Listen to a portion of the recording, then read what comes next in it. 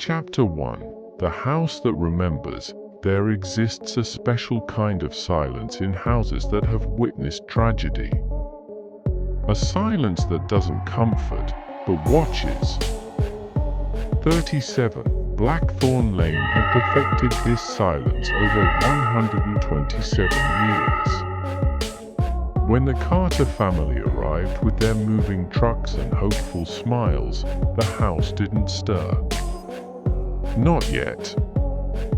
It waited until little Lily, the fragile 8-year-old with wheat-colored hair, stood alone in the upstairs hallway. That's when the house exhaled a warm, lavender-scented breath from the attic door that hadn't been opened yet.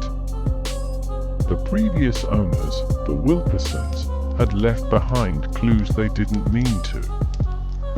A medicine cabinet still stocked with sedatives. Scratch marks inside the linen closet. And in the basement, a child's tea set arranged in perfect order, except for one cup placed deliberately upside down. Chapter 2: Bella's Awakening. The doll called Bella didn't reveal herself all at once. First came the small kindnesses. Lily's nightmares ceased.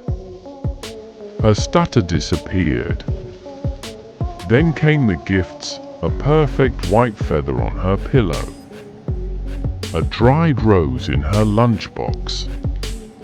Only later would they find these were the same gifts given to Elizabeth McCormick, the girl who had lived and died in Lily's bedroom in 1913. Bella preferred the shadows.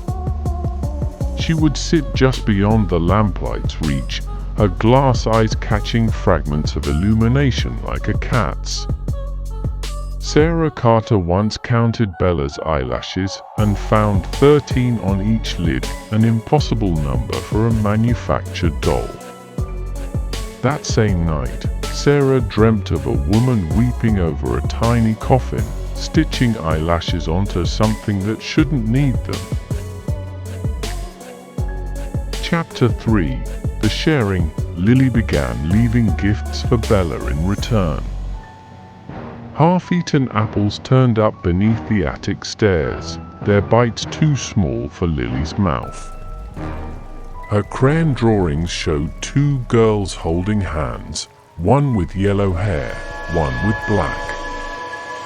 Most disturbing were the tea parties where Lily would tilt her head as if listening, then laugh at jokes no one else heard. "Bella says you don't love me," Lily told her father one morning, her voice carrying an echo that shouldn't have been there.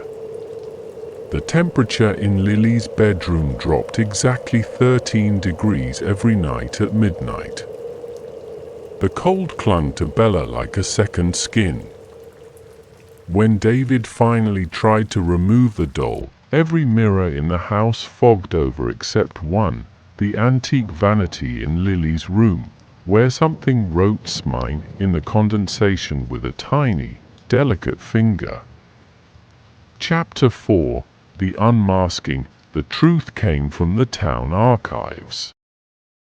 In 1913, Elizabeth Bella McCormick had been locked in the attic by her father as punishment. The original doll, her only comfort, had been taken away. When they found Bella 3 days later, she'd scratched her own eyes out. The coroner noted her fingers were stained lavender, the same scent that now lingered in Lily's hair. The current Bella doll wasn't haunted. It was something worse, a beacon. A lighthouse calling lost Bella home. And with each passing day, less of Lily remained to protest. Her freckles faded. Her voice developed a lilt no one could place. And in every family photo, her shadow began to show, 2 heads. Chapter 5: The Choice. On the final night, the house gave the family a choice. They could flee and leave Lily behind, or stay and become part of the story forever. As they packed the car, Lily stood in the doorway holding Bella. She says not to worry. Lily smiled. There's already a little boy coming next month. His name will be Thomas. The last thing they saw as they drove away was Bella's hand, impossibly, waving goodbye. If you listen very carefully tonight, between the tick and the tack of your own home's quiet, you might hear the creak of unused attic stairs. Might catch the scent of lavender where none grows. Might see, in your peripheral vision, two shadows where only one should be. Bella is always looking for new friends. And she does so love to share. If you dared to watch until the end, if you sat through every whispered secret of Bella and Lily, then prove your courage. Like this video if you made it through the night. Subscribe if you want to meet the other lost children waiting in our stories. The bell? Oh, you'll want to ring that too, unless you enjoy being startled when our next tale arrives unannounced. And tell me in the comments, would you have left Lily behind? Or would you have stayed to play with Bella?